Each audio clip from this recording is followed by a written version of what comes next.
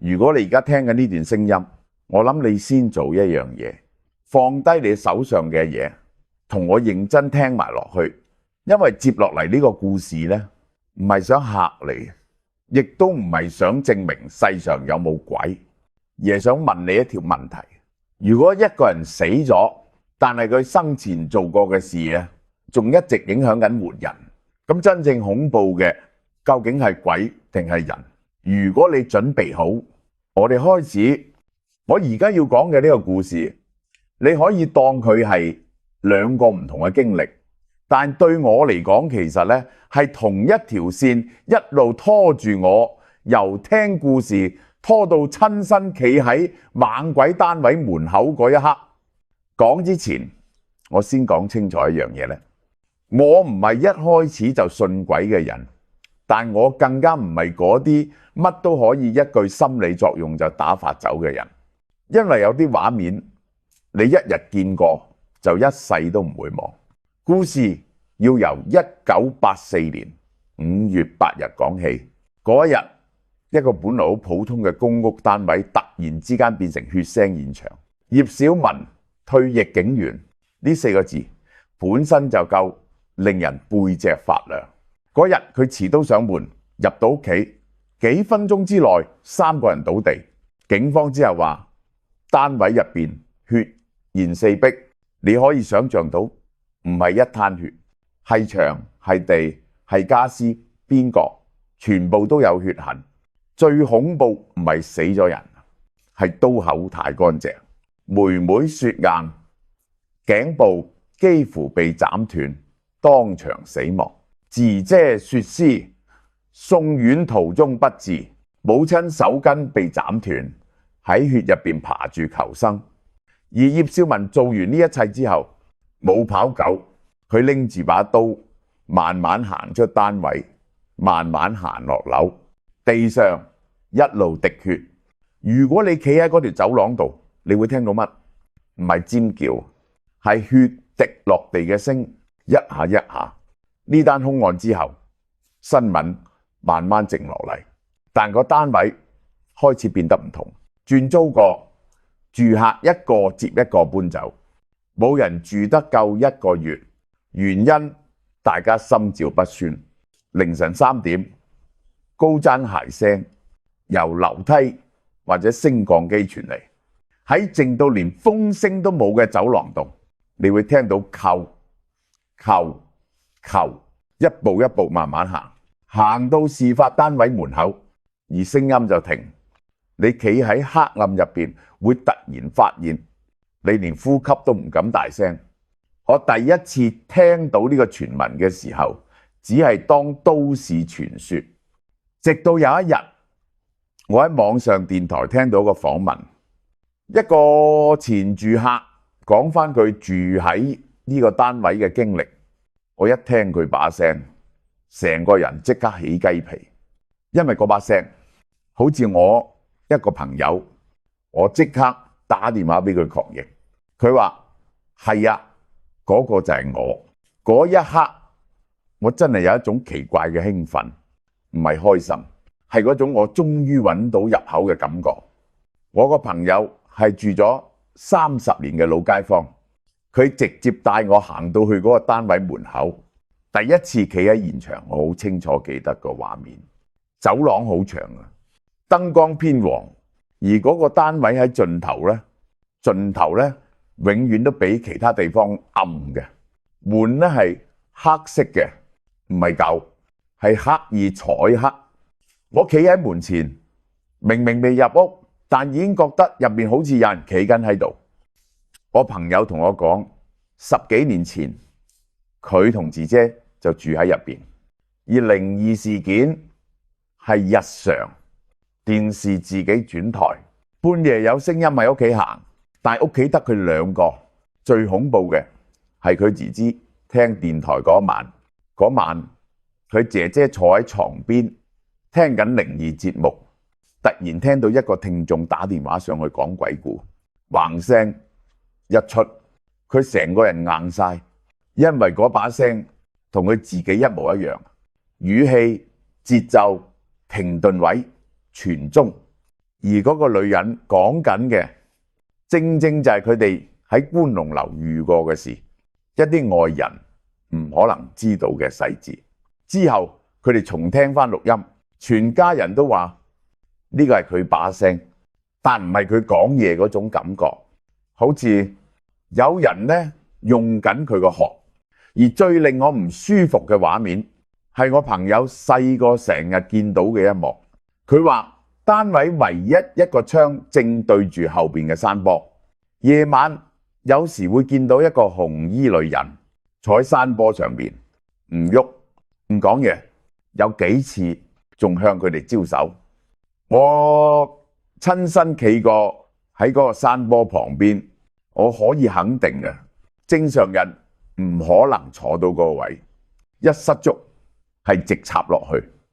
後嚟姐姐身體開始出問題，精神健康一路向下，再加上電台聲音事件，佢哋終於向房署要求調遷。職員最初唔信，朋友索性話：你不如親身嚟睇。嗰一日，職員入屋，朋友喺單位入邊對空氣講：如果你真係唔中意我哋，你出嚟俾佢見到，我哋即刻走。之後呢，佢哋關門，企喺門外抽煙，煙仲未燒完，門內突然間傳嚟猛烈拍門聲，拍得好急好亂啊！但門鎖打唔開，最後要朋友喺外面用鎖匙先開到。職員一出嚟，面色白到好似冇血，只係講一句：我會即刻處理。冇幾耐，朋友一家成功調遷，而嗰個單位被狼城黑色門一封咗9年。我第二次、第三次再翻去，每一次企喺門口都會有同一種感覺，好似入邊一直有人企喺門口聽緊你講嘢。我成日都話地方唔會自己鬧鬼，但如果一個地方死過人、住過人，又留低過太多唔肯走嘅情緒嘅，你覺得佢真係會空得晒咩？如果係你凌晨3點喺嗰條走廊聽到高踭鞋聲，你敢唔敢回頭啊？如果你而家聽緊呢段文字，我先係同你講清楚呢，呢個唔係普通撞鬼故事，呢個係一個人死咗都仲唔肯放過人嘅故事。而最諷刺嘅係呢，成件事入邊冇一個人一開始覺得佢生前有問題。我有個朋友叫詩詩，我同佢由細玩到大啦，唔係點頭之交嗰種，係會一齊做功課、食飯、留夜嘅朋友。但係詩詩有樣嘢一直都好奇怪，就係佢好唔中意翻屋企，放學之後佢永遠有理由留喺我屋企。我問過佢點解，佢只係笑一笑唔答。嗰個唔使，我以為大人唔講就一定有原因呢。而家諗翻轉頭先知，原來係原因大到講唔出口。時間一跳去到2005年，我哋都大咗，各有各忙，少咗聯絡。有一晚我突然間收到詩詩電話，佢一開聲我就知出事啦。嗰把聲唔係喊，係撐住唔散嗰種震。佢淨係講一句：你可唔可以而家落嚟揾我？我冇問原因，攞車匙就落樓。我見到詩詩嘅時候，佢一個人坐喺樓下石級，我叫佢上車，佢即刻退一步。佢話：我唔想帶啲污糟嘢上你架車。嗰一刻我心入邊即刻有數呢，因為我由細到大對靈體好敏感。詩詩知，所以佢先揾我。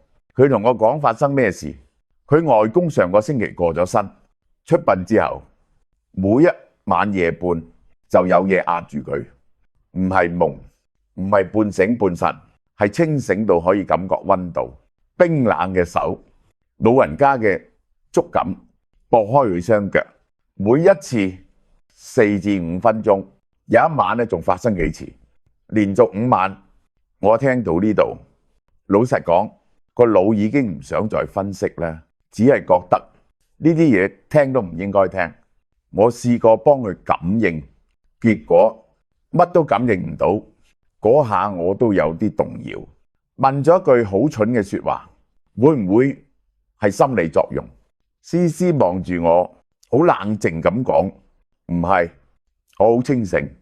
如果一個人可以用呢種語氣講呢啲事，通常就唔係作大啦。我陪佢返屋企執行李，一開門第一眼見到嘅係佢外公張車頭相。我唔係話迷信咧，但嗰一刻我真係心寒咗一下，嗰對眼唔友善。我膽子算大，但都唔想久留，執完即走。返我屋企途中，我開得好慢，因為我感覺到呢架車入邊唔止我哋兩個人，有人呢上咗車，唔止一個，其中一個貼到我塊面好近，面對面。我心諗，喂呀大佬，揸車呢唔好搞我啦。詩詩突然間問我，你係咪見到我外公？我話見唔到，但係感應到。下一秒，詩詩對住空氣爆發，唔好再搞我。由細到大，我已經受夠啦。然之後佢喊到停唔到，到我屋企樓下，我啲狗即刻失控，對住詩詩嗰邊狂吠。我心入邊呢，即刻明呢，我同啲狗講，我知噶啦，我知出邊有嘢嚟咗，唔好咁冇禮貌啦。入到屋之後，狗仲係對住門吠，但詩詩嗰晚冇事，因為我屋企有神位，有啲嘢入唔到。第二日，我媽咪帶詩詩去佛堂，師父一見佢，第一句就講：你好多靈體跟身，陰氣好重。第二次再去，師父問一句關鍵問題：你喺靈堂有冇做過不恭敬嘅事？詩詩沉默好耐，最後點頭。佢終於講出原因：由細到大同外公一齊住啊，長期性侵犯呢，屋企家族觀念重，唔敢講。升中之後，外公搬走，但創傷冇走。外公死，屋企逼佢出席喪禮。守夜當晚，佢着住紅色內衣褲，對住靈位講咗唔尊敬嘅說話，唔係反叛，係憤怒。我同媽咪聽到即刻喊。師父解釋話，靈堂着紅色內衣係對所有先人不敬，再加上佢四圍行，引起其他嘅靈體不滿，氣場變弱。而佢外公生前已經越界，死後只係延續惡意。簡單講一句呢，佢唔係因為死咗先變壞，佢係壞完先死。之後呢，師公處理咗件事，點樣處理？冇人再講，只知道呢，發事之後一切停止，詩詩終於可以好好瞓覺嘅。我曾經勸佢講出嚟，佢話人都死咗，講嚟冇意思。我尊重，因為有時候鬼唔係最恐怖，最恐怖係你細個嗰陣，明明有人傷害你，但冇人保護你。如果你聽到呢度仲覺得撞鬼先係最恐怖嘅話，你可能未聽清楚個故事呢。下次我再同你講一個生人比鬼更唔守規矩嘅真實故事。本來我係諗住講其他故事嘅，但啱啱聽完嗰位觀眾講完之後，我個心一路都唔安樂，因為佢講嗰啲畫面同我自己經歷過嘅有啲位實在太似啦。呢個故事呢，我其實埋咗好耐，一直都冇正式講過，因為每一次諗起都唔係驚，而係一種被人由後邊望住嘅感覺。咁多年都仲喺度。件事發生喺1999年啦，我搬入順利村嗰陣，嗰日天氣我仲記得好清楚，唔熱，但個天好灰，成個天空好似冇光咁。嗰棟樓嘅外牆舊舊地，遠望落去好似成棟都冇乜人氣。我同我先生拎住鎖匙上樓，其實嗰刻我已經覺得個人有啲唔舒服，但我以為係自己㗎嘛。我先生落樓買水煲同清潔用品，屋企只剩返我一個，單位未開燈，因為未駁電，窗外啲光灰灰白白咁滲入嚟，照到地板都好似蒙咗一層塵。我行去洗手間，門一關，入邊特別靜，靜到我聽到自己呼吸聲。去完洗手間，我隻手搭住門柄，一扭一推，就係嗰刻門一開，我眼前突然一暗，好似有個影由左邊直衝過嚟。我個腦仲未反應到係乜，人已經本能向後退一步。嗰個人同我之間嘅距離好近好近，近到我感覺到有陣風掠過我面前，但係屋企明明得我一個，我唔敢即刻轉身望，因為我好清楚，如果我一望清楚，就唔係感覺咁簡單。嗰種經驗我以前試過，我知後果，所以我企喺度硬住頭皮，等個心跳慢返落嚟，先慢慢望返出廳，乜都冇，屋企空空如也，牆身未裝修，地板未鋪，連一件家私都冇。我同自己講，可能係未拜四角，可能係太歲，可能係自己嚇自己。嗰陣我仲有心情諗，等裝修師傅拜咗，應該就冇事啦。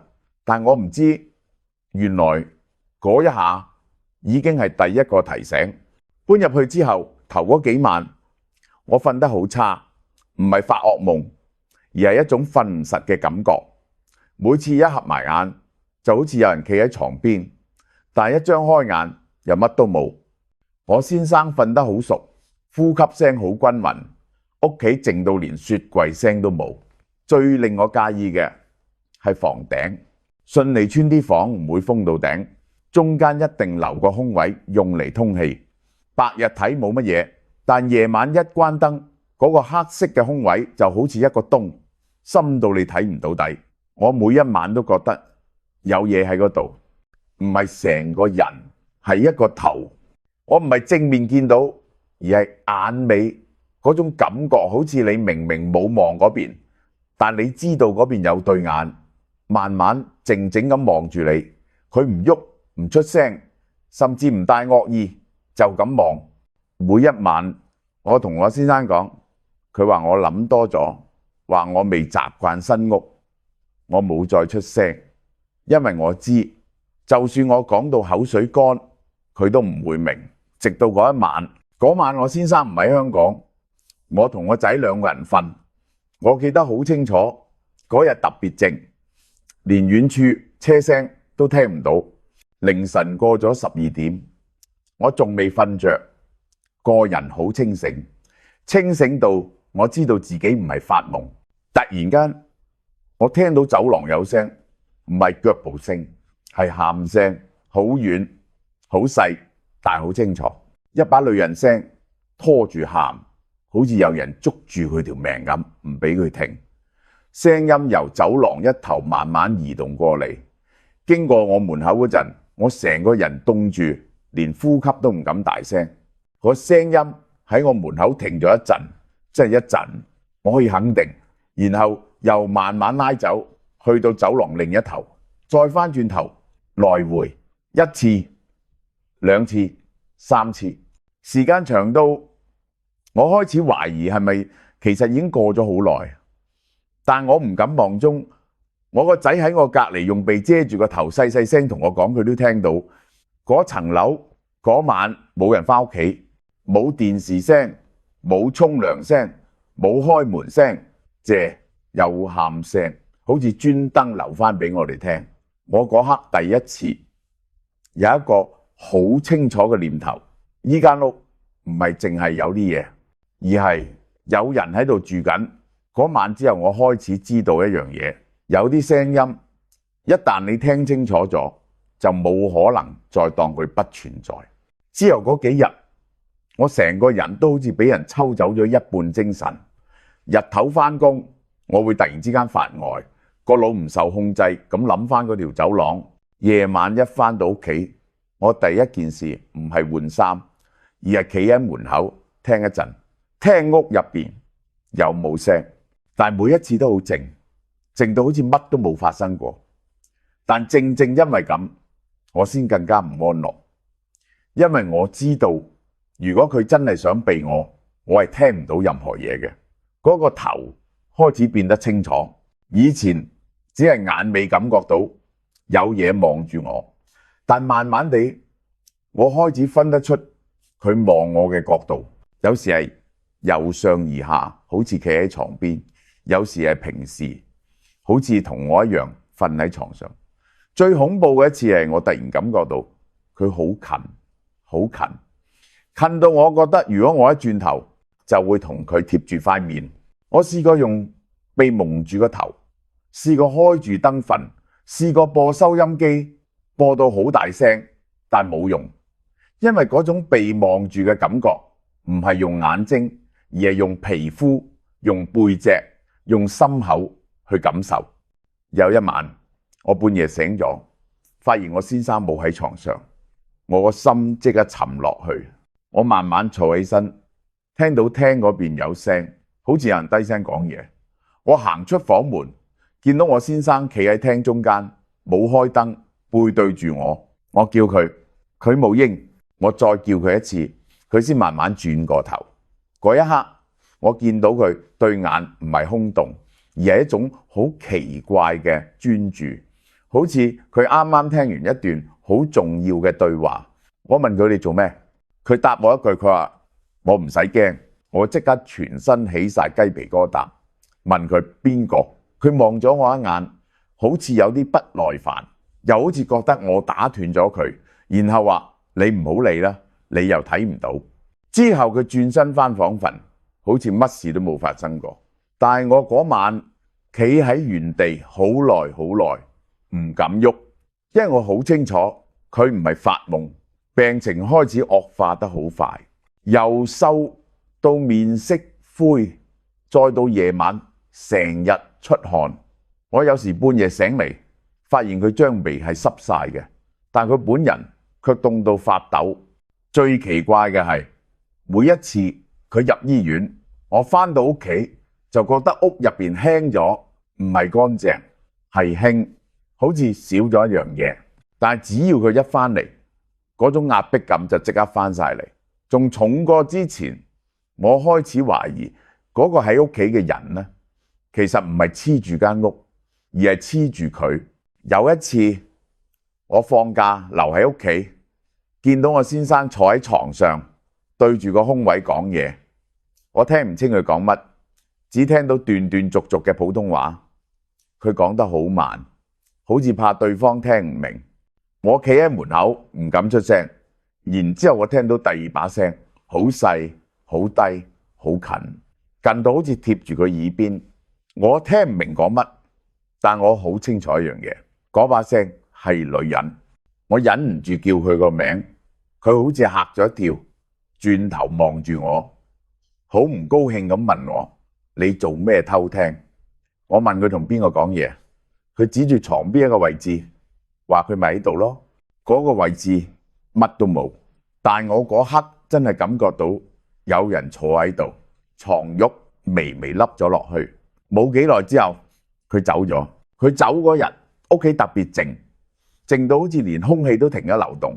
我一個人坐喺屋企，第一次感覺到嗰個一直望住我哋嘅存在消失咗，唔係離開，係跟佢走咗。我申請調屋，但未即刻搬得。我返舊屋執嘢嗰幾日，開始見到啲以前冇見過嘅痕跡，牆角有啲好舊嘅刮痕，唔似裝修樓下，好似指甲刮過。廁所門背有啲淡淡嘅水漬，形狀好似一個人企喺度好耐好耐。最後一晚我執到好夜，我聽到有人喺房入邊嘅行動，唔係腳步聲，係拖住行。我企喺廳望住房門，慢慢自己開咗一條縫，入邊好黑，但我清楚見到有嘢坐喺床邊。我冇入去，我轉身拎起鎖匙直接出門。嗰晚我冇再返過去。搬走半年後，我第一次夢見我先生。夢入邊係一張古代婚床，紅色好深好重，好似舊血咁。個女人披住紅布坐喺佢身邊。